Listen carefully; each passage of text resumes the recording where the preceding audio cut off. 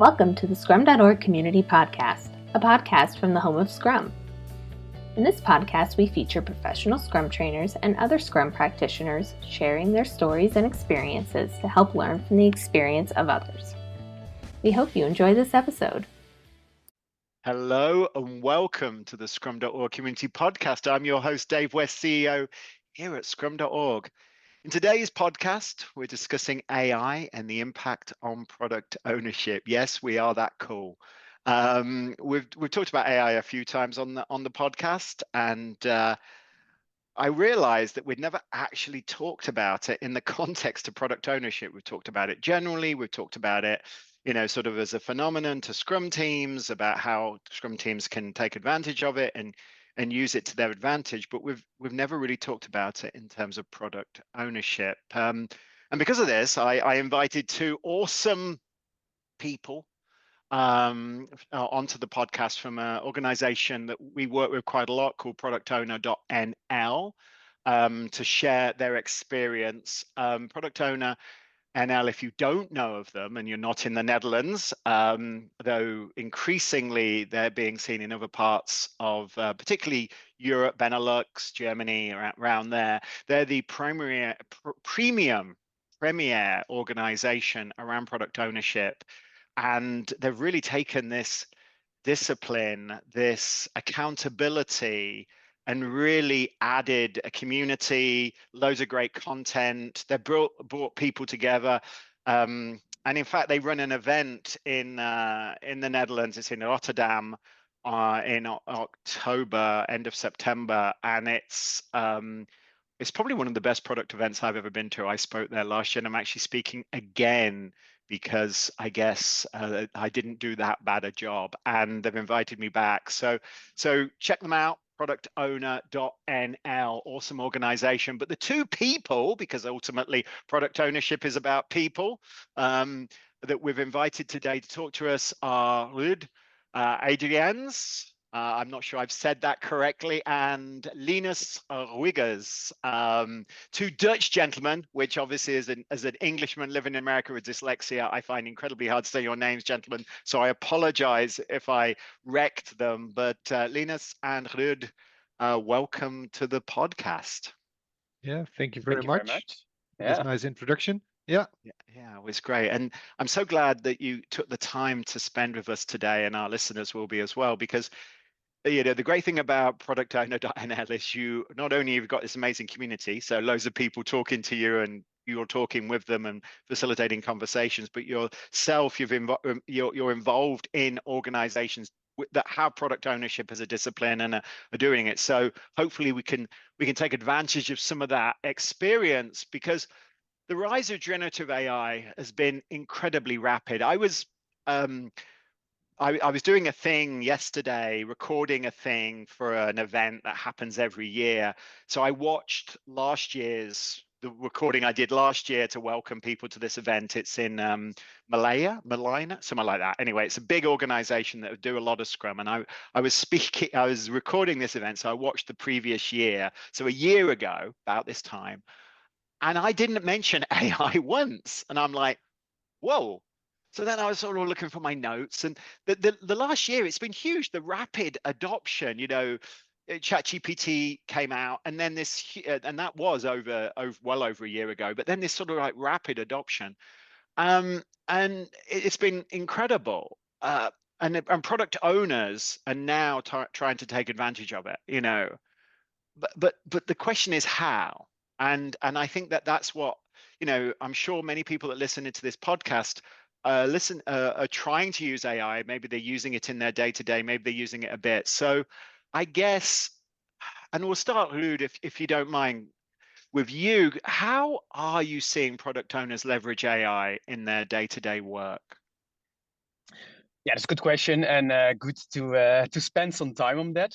I think what you say day-to-day work, what I believe is that that literally every factor or literally every work that a product owner is doing across the week, across a sprint, is being touched heavily by AI or impacted heavily. And what we always we challenge the product owners, we train, we talk with, always to take their agendas. I think that's a good starting point. Take your agenda, take a look back your agenda for the last 2 weeks, and take a look up front, like the upcoming 2 weeks. And then you will see the incredibly lot of things you're doing that takes so much time. And that's, I think, where you can start leveraging as a product owner AI, because then you know, okay, what costs me a lot of time? What are my problems in my working life as a product owner, which I would like to solve? Yeah, and from there you can take it very rapidly to a higher level. And that's a bit the way where we see product owners starting this. And in the work of product owner, yeah, there are many things that we can discuss during the podcast that you can improve or work more efficient by the use of AI.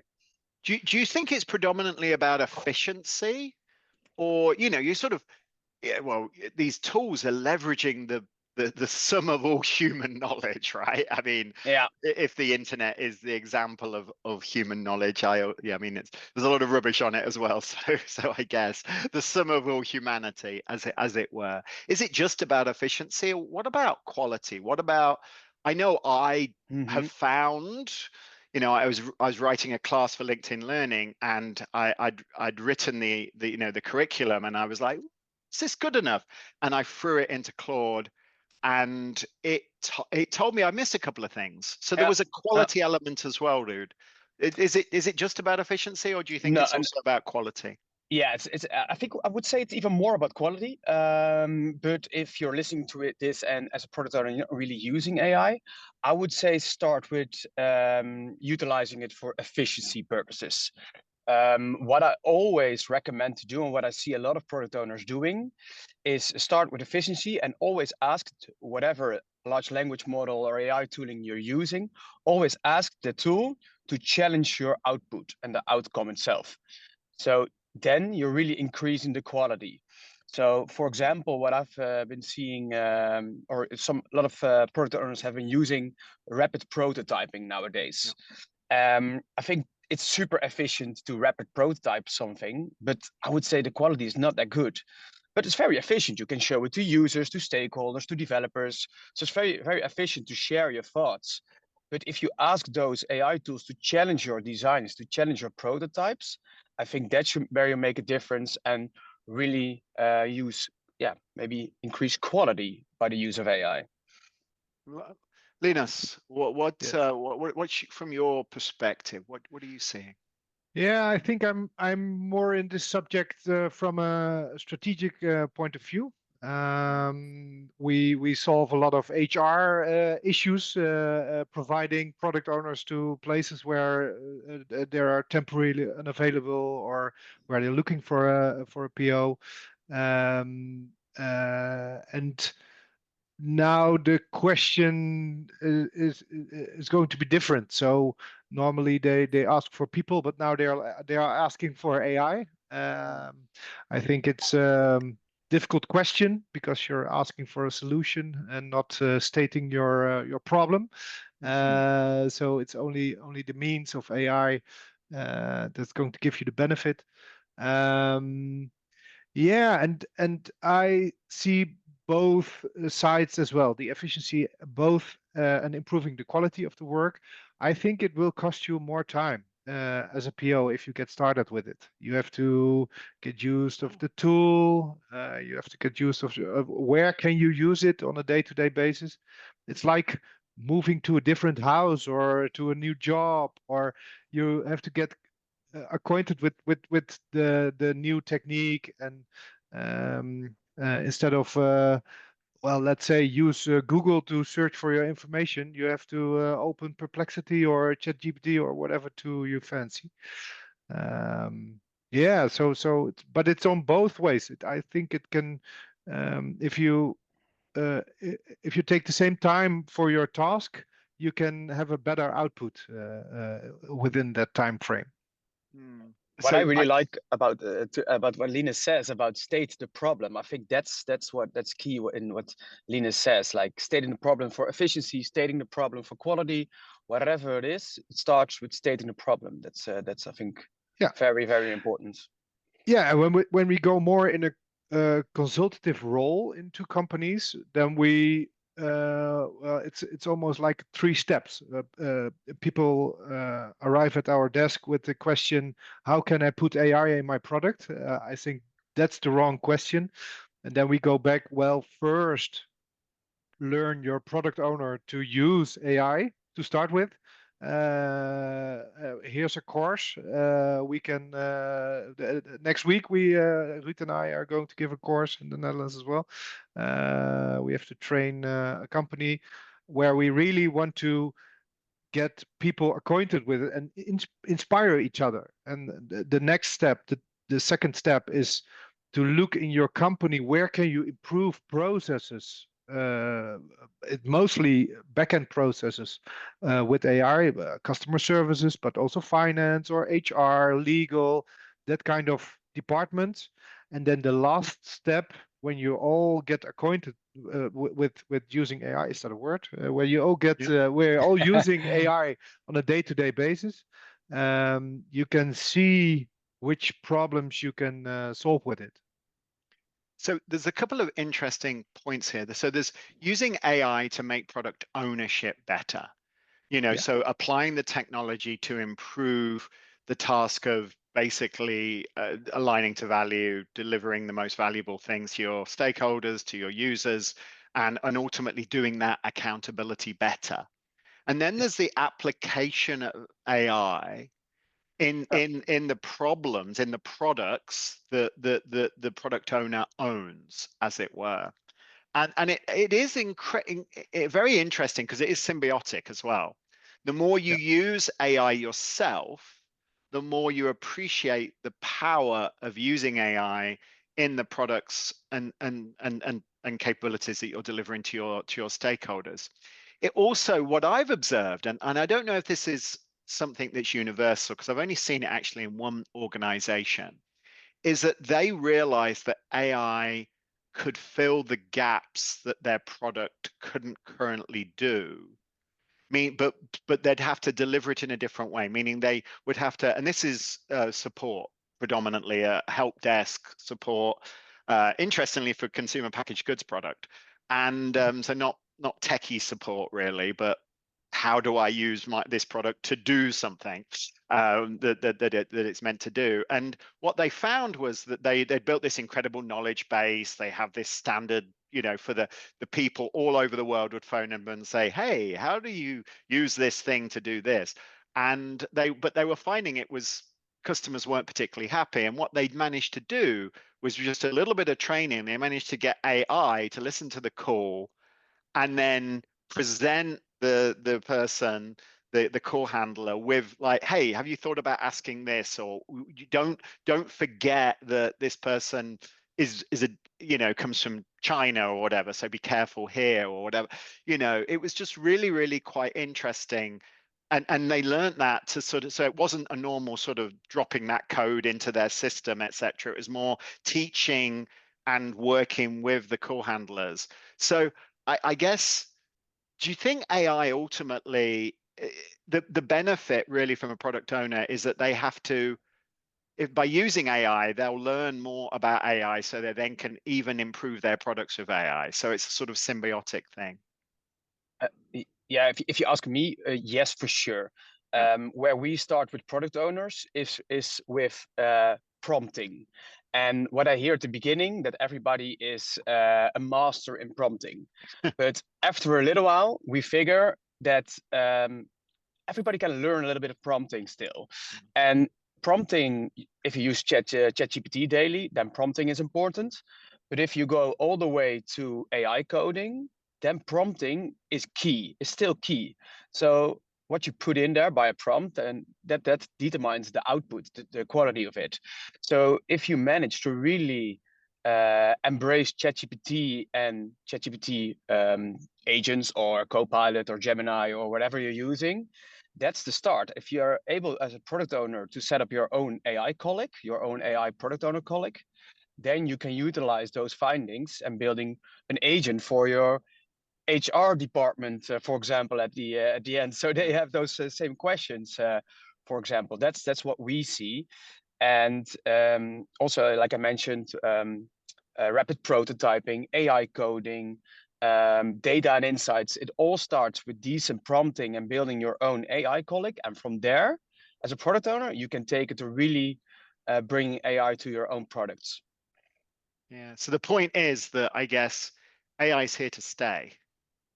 Yeah. And the product owners need to, because of the unique position that a product owner has, the intersection of technology and business problems, and they need to learn it because this is part of their life, right? Linus, Surely. you talk a lot up to strategically to these organizations wrestling with product ownership. Is that the message that you're sending to them? Most surely. I think it's a system innovation. I think it's the same as the internet itself. It's here to stay, and we have to. You can say, well, I'm not going to do that. Like the little grocery store at the corner of your street. He can keep up with the fact that he's not going to do it and use it, but somewhere along the road he has to be online. And I think, and maybe that's what's here to stay as well, is product ownership. I think we all want humans. I think people are going to that grocery store on the corner of your street because they want interaction. They want to have a little chit chat. But when I want to buy big things or technological things or whatever, I do that online. And if he sells well, whatever bigger machines or whatever, um, yeah, he's going to lose that business because there is the internet. And I think the same goes for AI. You can manage without, no problem. And if you have a lot of interaction with other people, there might be enough work for you. But people at some point will expect you to have your work checked by AI or to speed up because you can use AI. And that's what I foresee. And I don't know where we're going, of course. Just as all the other gurus in the world, they say they know where we're going, but I don't think anyone has a clue. No. And, yeah. No, I was fortunate enough to go to MIT. They had an event, the Massachusetts Institute of Technology. You know, it's sort of like a famous place.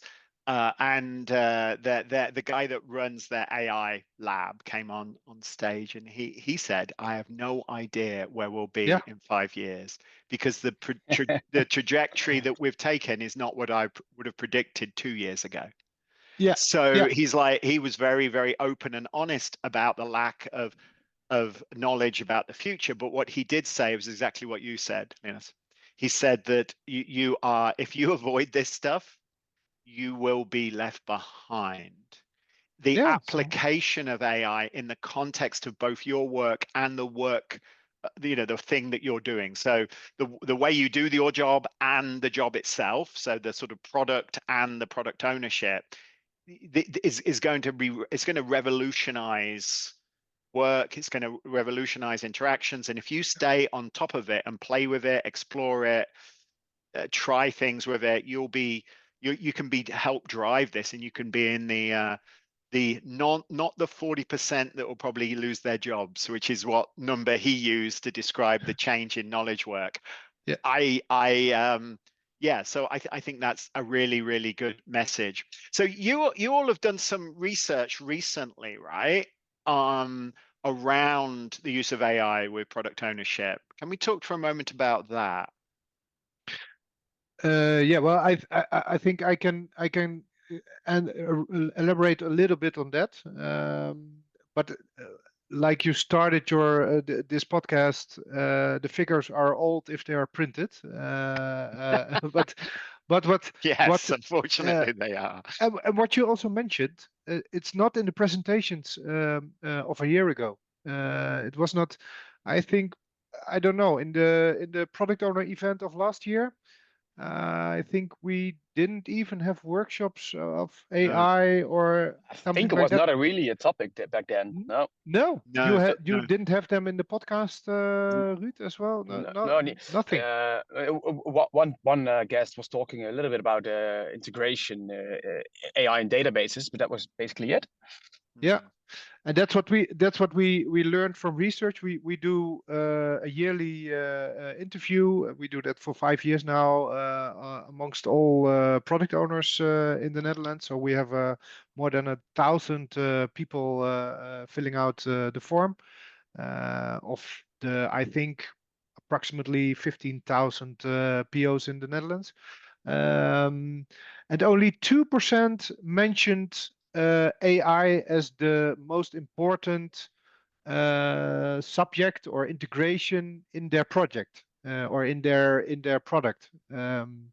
So it was a little really yeah, from the 1,000 people, only 20 mentioned it as a very important part of their roadmap. And yeah, we were amazed about that. And if you look at the figures right now, you're even more amazed that it's such a small percentage. And on the other hand, there are almost 30%. I think the exact figure is 28% of all people or of all product owners want to reduce their workload. So Yeah. how is that? How is that combining? I don't have a clue. It looked like now it looks like this is the solution for the problem. Be more efficient. Yeah, I think that's shocking, by the way, Yeah, that yeah, 2%. That is it when we post something on the website that talks about AI, we get a massive, I mean, we get about 1.3 million people to the website every month. And if we post something, a significant percentage go to that because I think most product owners want to learn about AI, but they aren't necessarily feeling confident enough to use it yet or to apply it no, to the problems that they're solving. It's a bit of Yeah. a black box and a bit of a risk to the environment that they're working. That's what I'm seeing over and over again. Do your sort of yeah, data support that? Yeah, yeah. What I find it more interesting what you're saying, Dave, is that you're mentioning it's revolutionizing product ownership, and it's. I think we're right now, as it comes to AI, we're in a bit in an evolution. Yeah, yeah, yeah. But for product ownership, right now we are in a revolution, I would say. And especially, yeah, I think some product owners can feel like they're behind because it's going so rapid, so fast. For example, a lot of developers expect from you that you can AI code in a couple of months. And a lot of product owners are still in thinking about, okay, how do I work more efficient, or how can I use it on a day-to-day or leverage day-to-day business? So yeah, I definitely recognize that it's increasing, that product owners feel, okay, it's time to do something. But that those 2% was quite low back then. Yeah. Yeah. And I expect when we have this conversation in a year's time, it will be a much bigger percentage. All right. So I assume that this year's product owner event, there's a lot more conversations and a lot more sessions on AI. Would that be yeah, true, gents? yeah, totally, totally. I one other figure of the research beginning of this year, 7% wants to learn about data and AI. So there, that's where the learning curve starts, and that's what we are going to do on the product owner event.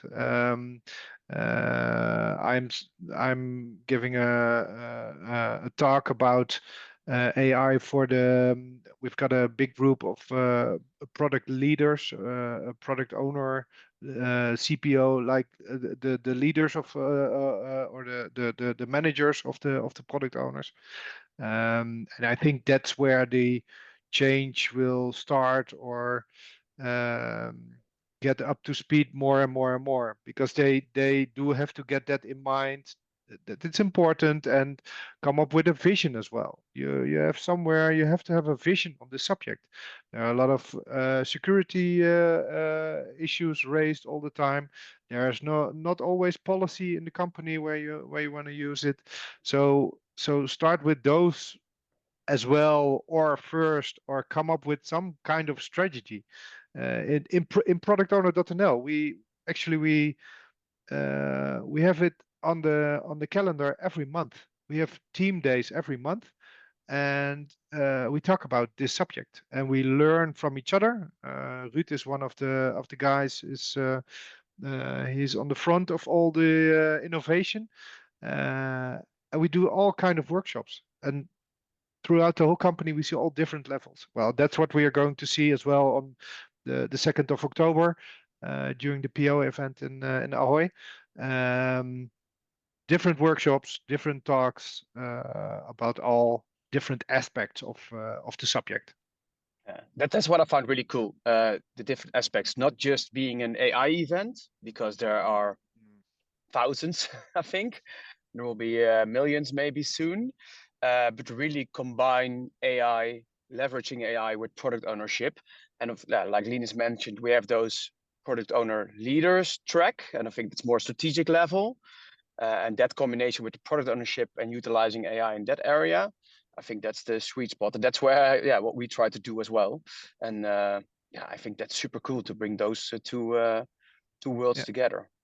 Yeah, and I really do think that it's that's why we chose how can we leverage the possibilities of AI in the product owner, product manager jobs, all the jobs combined. Because if you know what you can do with AI, you have to sit behind LinkedIn and scroll your way all day, because everybody is telling you what you can do.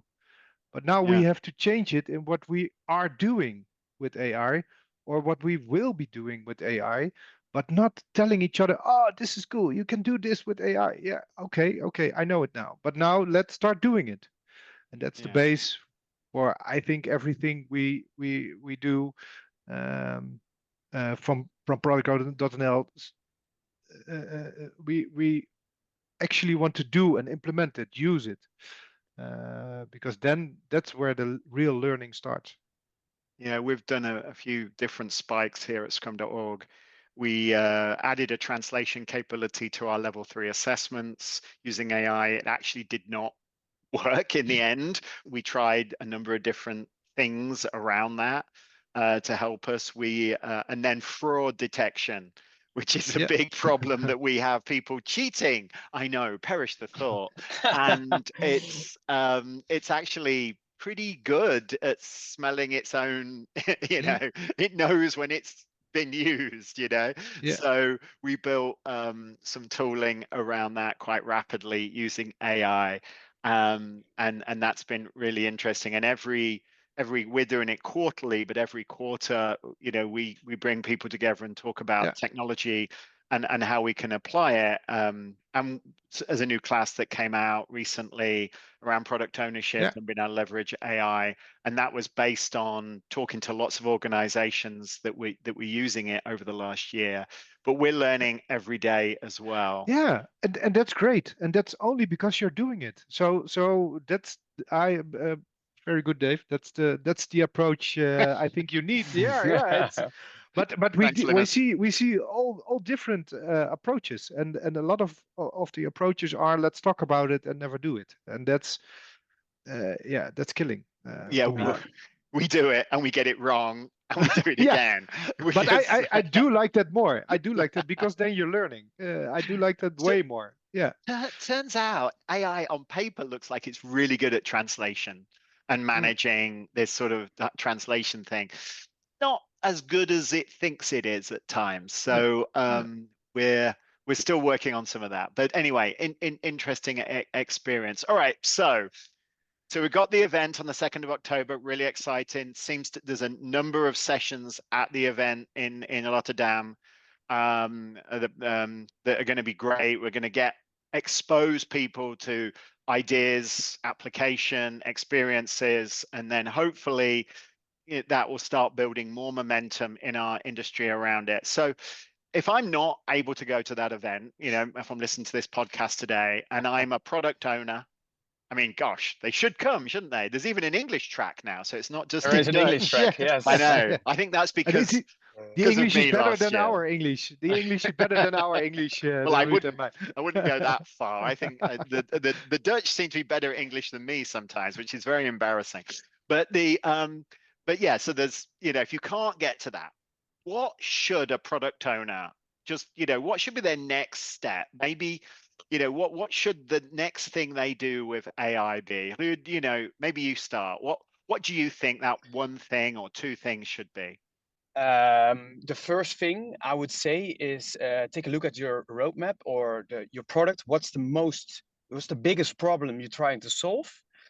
Bring all your developers in one room and organize a hackathon for a day or two, and try to utilize AI tools to solve those problems. I see over there, if you do that, the adoption is so fast and the quality is even bigger. I think that's key in the adoption and yeah, being a driving force in the adoption of AI.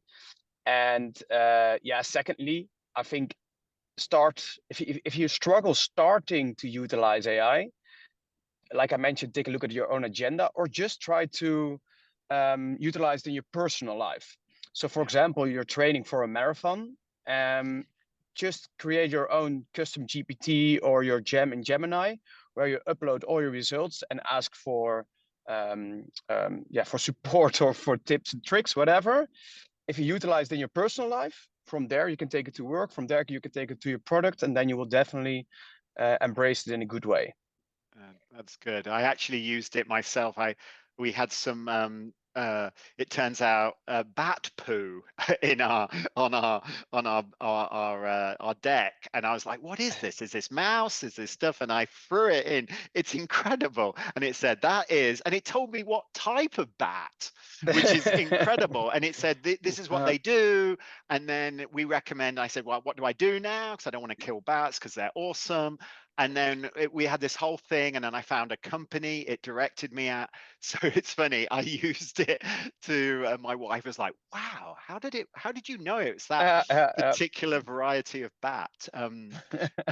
It was incredible. But that's you obviously, if you have a situation with strange poo on your deck, I recommend utilizing AI to help you there as well. But okay, so all right, so try it, hackathons, use it, solve some of those problems, which obviously your stakeholders will be like, wow, that's awesome. That will then give you experience, which then do it. And then if you haven't got the environment where that happens, then at least start using it on your day-to-day.